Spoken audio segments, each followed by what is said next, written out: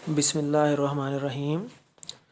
अस्सलाम वालेकुम स्टूडेंट्स, क्या हाल चाल हैं? ठीक ठाक हैं आप? उम्मीद है कि छुट्टियां आप एंजॉय कर रहे होंगे। तो आज का हमारा लेसन 1 जो है ऑनलाइन क्लासेस का हमारा पहला लेसन है आज। तो 293 में आपको पता है कि हमने पंप्स वाला चैप्टर जो है वो स्टार्ट किया हुआ था।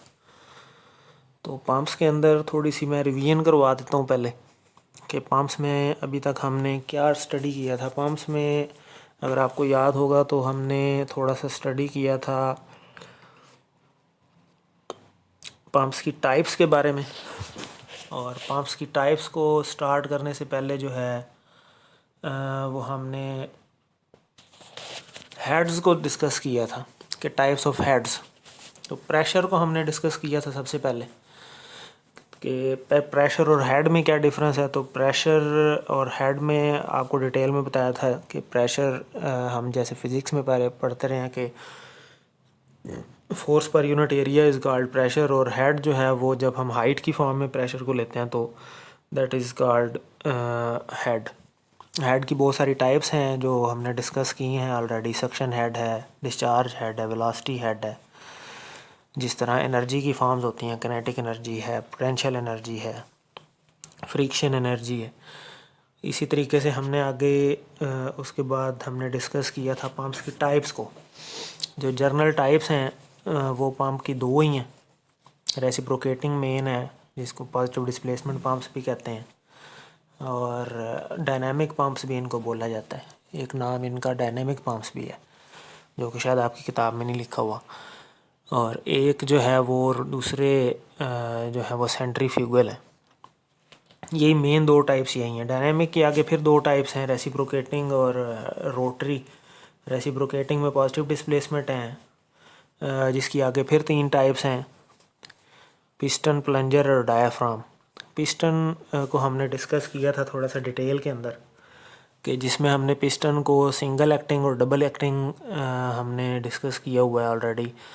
और उसकी स्टेजेस के बारे में मैंने आपको बताया था कि जब हम सिलेंडर बढ़ाते जाएं तो वो स्टेज 1, 2, 3 और मल्टी स्टेज किस तरीके से बनता है। तो यहाँ तक अभी हमने डिस्कस किया था। प्लंजर और डायाफ्राम अभी हमने नहीं पढ़ा, वो इस टॉपिक के आगे नेक्स्ट टॉपिक जो होगा उसमें हम पिछला थोड़ा सा रिपीट भी करेंगे, और प्लंजर और डायाफ्राम मैं आपको दोबारा पढ़ाऊँगा, जिसमें पिस्टन थोड़ा सा मैं आपको रिपीट करवाऊँगा ताकि आपको पुराना क्लियर हो जाए। तो अब हम सेंट्रीफ्यूगल की तरफ जाते हैं। सेंट्रीफ्यूगल पंप जो है वो ये डायग्राम को थोड़ा सा अब आपने गौर से देखना है कि डायग्राम में किस तरीके से बयान हुआ है कि डायग्राम में अब सेंट्रीफ्यूगल पंप को बताया गया है। इस डायग्राम को अगर आप देखें तो सेंट्रीफ्यूगल पंप कहते हैं कि जो सेंट्रीफ्यूगल फोर्स की बेस पे काम करता है। सेंट्रीफ्यूगल फोर्स आपने पढ़ी हुई है ऑलरेडी, मैट्रिक में भी पढ़ी है कि सेंट्रीफ्यूगल फोर्स ऐसी फोर्स होती है जो किसी चीज़ को दायरे में घूमने पर मजबूर करे, और सेंट्रीपिटल फोर्स होती है वो उस दायरे में घूमती चीज़ को दायरे के अंदर रखती है।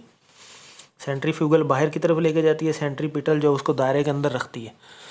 तो सेंट्रीफ्यूगल फोर्स का इसके अंदर इस्तेमाल होता है। वर्किंग प्रिंसिपल इसका यही है कि इसमें सेंट्रीफ्यूगल फोर्स की मदद से हम फ्लूइड को हरकत देते हैं। फ्लूइड को हरकत देकर उसको सेंट्रीफ्यूगली सर्कल में घुमाते हैं, और सर्कल में उसको इतनी तेज़ हम घुमाते हैं कि उसकी टर्मिनल वेलोसिटी इंक्रीज़ होती है, और टर्मिनल वेलोसिटी को ही हम इस्तेमाल करते हैं और उसके फ़्लो बढ़ाया जाता है। सेंट्रीफ्यूगल पंप जो हैं वो हाई फ़्लो रेट के लिए इस्तेमाल होते हैं। पहले जो हम पढ़ रहे थे रेसिप्रोकेटिंग पिस्टन टाइप, वो हाई प्रेशर के लिए इस्तेमाल होते हैं। तो अगर सेंट्रीफ्यूगल इस पंप को देखें आप तो ये ब्लू कलर की इसकी केसिंग है जिसको दिखाया गया है डायग्राम के अंदर,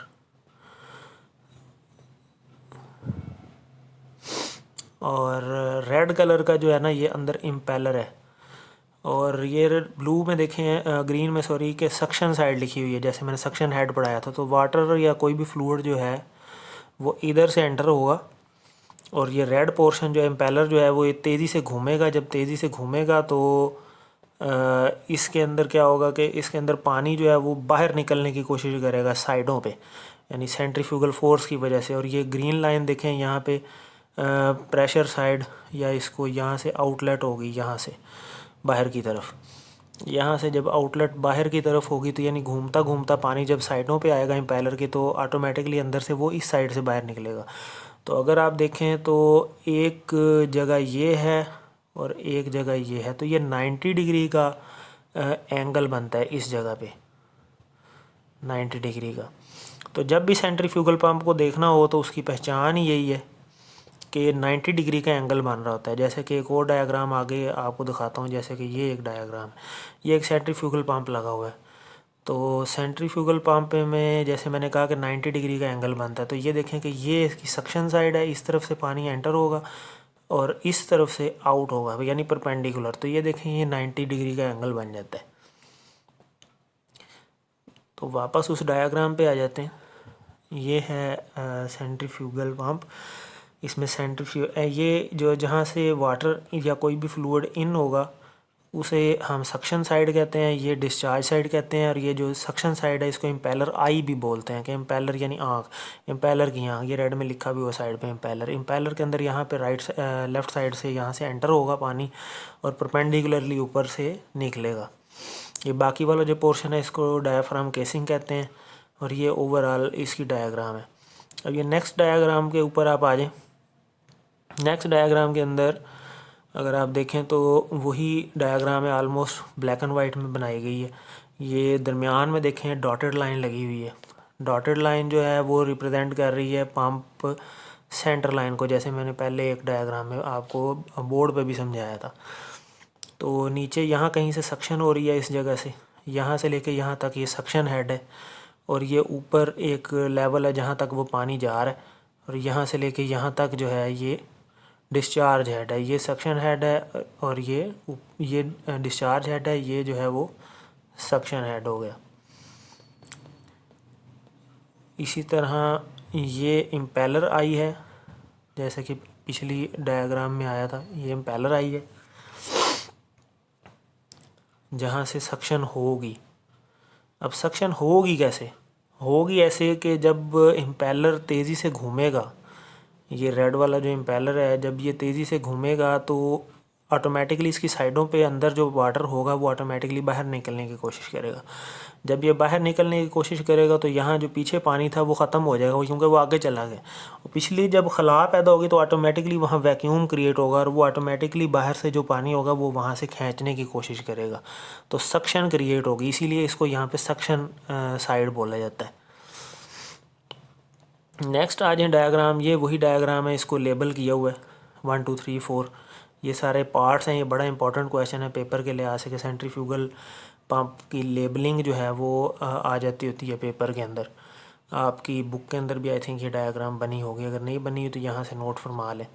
ये सारी डायग्राम वो कलर्ड भी ऊपर ये मौजूद है और ये नीचे ब्लैक एंड वाइट भी है। अब फिज़िकली देखने में कलर्ड किस टाइप का होता है, तो इस टाइप का ये सेंट्रीफ्यूगल कट सेक्शन एक बे बताया हुआ है उसने इस डायग्राम के अंदर।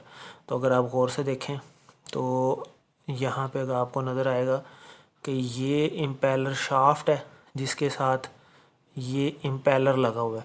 अब यहाँ पे मज़ेदारी की बात है कि एक इम्पेलर नहीं है, 2 3 4 इम्पेलर लगे हुए हैं। जिस तरह हमने पीछे रेसिप्रोकेटिंग के अंदर हमने डबल स्टेज, ट्रिपल स्टेज और मल्टी स्टेज पंप्स को पढ़ा है, जैसे हम सिलेंडर बढ़ाते जाते हैं तो सिलेंडर उधर बढ़ाते जाते हैं क्योंकि उधर पंप की जो कैपेसिटी होती है वो सिलेंडर पे डिपेंड करती है कि टोटल कितना फ्लूइड जो है वो निकाल सकता है। इसी तरीके से यहाँ पे जो इसकी कैपेसिटी इधर सिलेंडर तो नहीं है, लेकिन इधर ये टोटल जो बॉडी है जिसके अंदर वो फ्लूइड मौजूद है वो उसका टोटल इम्पेलर है। तो अगर हम इम्पेलर को मज़ीद बढ़ाते जाएंगे, इम्पेलर की तादाद बढ़ाते जाएंगे तो उसकी स्टेजेस जो हैं वो बढ़ती जाएंगी। अगर 2 इम्पेलर कर देंगे तो 2 स्टेज हो जाएगा, 3 इम्पेलर कर देंगे तो 3 स्टेज हो जाएगा। तो ये आपके सामने 3 स्टेज इम्पेलर है, 1 2 3, ये 3 स्टेज इम्पेलर यहाँ पे मौजूद है। तो इस तरीके से मल्टी स्टेज पंप जो है वो बनाया जा सकता है कि यानी यहाँ से जो इसकी आउटलेट है वो बाहर नहीं कहीं जा रही, वो अंदर से ही हो। उसकी हमने इस तरह की कंस्ट्रक्शन की हुई है कि वो अंदर से ही दूसरे इम्पेलर की सक्शन में चला जाता है। तो इसी तरीके से यानी यहाँ से कोई तरीका है जो यहाँ चला जाएगा, इसी तरीके से जो दूसरे का आउटलेट होगी वो यहाँ तीसरे की सक्शन बन जाएगा और यहाँ आगे तीसरे से किसी तरीके से हम वो आउट ले लेंगे। तो ये 3 स्टेज पंप बना हुआ है। ये मैंने डायग्राम दिखाई है, बाहर से आपको पहचान कैसे होगी कि ये पंप कौन से वाला लगा हुआ है। तो जैसा कि मैंने पहले भी बताया था अभी थोड़ी देर पहले कि ये देखें, ये सक्शन साइड है, ये डिस्चार्ज साइड है। 90 डिग्री का एंगल जिस भी पंप में बनता है वो हमेशा सेंट्रीफ्यूगल पंप ही होता है। इसी तरीके से आगे आ जाएं तो इस डायग्राम में भी आपको देखें, यहाँ से नज़र आ रहा होगा क्लियरली कि यहाँ से सक्शन आ रही है इम्पेलर आई के अंदर, और ये देखें ये ऊपर की तरफ, ये ऊपर की तरफ इस तरह आउटलेट हो रही है। तो ये 90 डिग्री का एंगल बनता है। तो ये भी एक सेंट्रीफ्यूगल पंप है, किसी इंडस्ट्री के अंदर लगा हुआ है। यहाँ पे देखें एक और डायग्राम है इसी तरीके से, ये भी इसी तरह वही डायग्राम है सेंट्रीफ्यूगल पंप की। यहाँ से इनलेट है ये इम्पेलर आई के अंदर, और यहाँ से यहाँ से ये आउटलेट है। इसी तरह ये पीछे भी एक पंप पड़ा हुआ है, इनलेट आउटलेट। इसी तरीके से अब ये जो इम्पेलर अंदर लगा हुआ है इसकी आगे फिर फर्दर 3 टाइप्स होती हैं। एक ओपन इम्पेलर होता है, ठीक है, जैसा कि ये है, ये ओपन इम्पेलर है, ये सेमी ओपन है, ये क्लोज्ड है। यानी जो दोनों साइडों से बांधा है वो क्लोज्ड है और दरमियान से पानी गुजरेगा या फ्लूइड गुजरेगा। जो एक साइड से बांधा है एक साइड से ओपन है, ठीक है, और ये सेमी ओपन या सेमी क्लोज जिसे बोलते हैं। ये एक जो है ये दोनों साइड से ओपन है, जैसे हमारे पंखे होते हैं, तो ये इसको ओपन इम्पेलर बोला जाता है। तो जितना भारी फ्लूइड होगा उसके लिए उतना ही ओपन इम्पेलर हमें इस्तेमाल करना पड़ेगा, और जितना लाइट फ्लूइड होगा, डेंसिटी जिसकी जितनी कम होगी, जैसे पानी है या कोई और फ्लूइड है, उसके लिए हमें क्लोज इम्पेलर जो है वो इस्तेमाल करना पड़ेगा। जैसे कि ये आगे भी एक एग्जांपल है, close impeller, semi open impeller और ओपन इम्पेलर। ये एक और ओपन पड़ा हुआ है यहाँ पे पंप जो है, यहाँ पे भी आप देखें बहुत सारे इम्पेलर हैं, 1 2 3 4 5 6 7।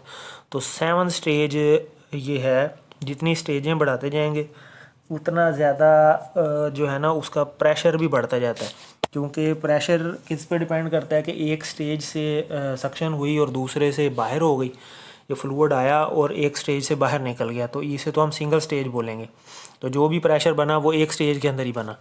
लेकिन जब हम स्टेज बढ़ा देते हैं तो दूसरी स्टेज में क्या होता है कि पहली स्टेज से वो आउट नहीं गया, वो बाहर जाने से पहले ही वो दूसरी स्टेज के अंदर चला गया। यानी दूसरी स्टेज की सक्शन जो है वो पहले वाले की आउटलेट जो है, पहली स्टेज की आउटलेट वो दूसरे की सक्शन बन गई बाहर जाने से पहले ही।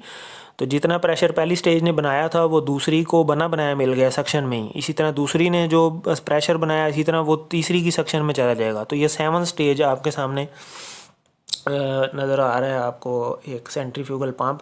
जितनी स्टेजें बढ़ती जाएंगी उतनी जाहिर है कि उसका प्रेशर बढ़ता जाएगा। तो प्रेशर बढ़ाने के लिए भी हम स्टेज को बढ़ा देते हैं। जैसे CNG पंपों पे आप चले जाना तो बहुत सारे सिलेंडर लगे होते हैं इकट्ठे, तो वो उन्होंने स्टेजें बढ़ाई होती हैं प्रेशर बढ़ाने के लिए। तो अब आ जाते हैं पंप की प्रॉब्लम के ऊपर। 13 मिनट की वीडियो बन गई है, आई थिंक एक लेक्चर में काफ़ी है इतनी।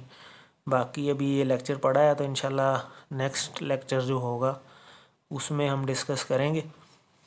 तो ये वीडियो आप रेफरेंस के तौर पर अपने पास रखें और इंशाल्लाह इससे आगे चलेंगे। कोई भी किसी किस्म की कन्फ्यूजन हो तो मुझे व्हाट्सएप मैसेज कर सकते हैं, आप पर्सनल में कर सकते हैं, ताकि मैं उस प्रॉब्लम को एड्रेस करूं और नेक्स्ट लेक्चर के अंदर मैं आपको बता सकूं। टाइम टेबल को स्ट्रिक्टली फॉलो करना है, उसी के अकॉर्डिंग जो है वो हम चलेंगे इंशाल्लाह। जज़ाकल्लाह, थैंक यू वेरी मच। अभी लेक्चर पूरा नहीं हुआ लेकिन बाकी इंशाल्लाह नेक्स्ट स्लाइड जो है वो नेक्स्ट लेक्चर के अंदर हम कंप्लीट करेंगे। Thank you very much.